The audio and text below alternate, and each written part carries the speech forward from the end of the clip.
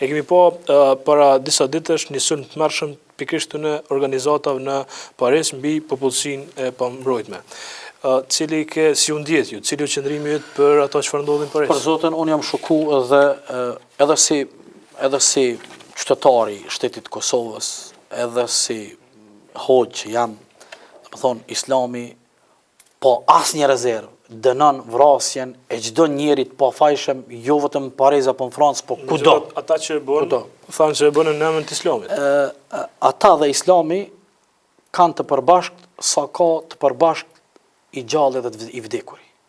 Ata mund të pretendojnë madje zararin edhe dëmin më të madhin Islamit, respektivisht muslimanëve, se Islamit si koncept s'mundën ata muslimanëve, po si a thu vallë, si e kanë ndi veten ata, po flitet që diku janë 7 milion musliman në Francë, çu e kanë ndi veten ata me kolegët, me shokët, me të vërtet këto janë akte kriminale, këto janë akte të papranueshme që uroj të mos ndodhin asnjë vend. Kudo që të ndodhin ato janë të papranueshme.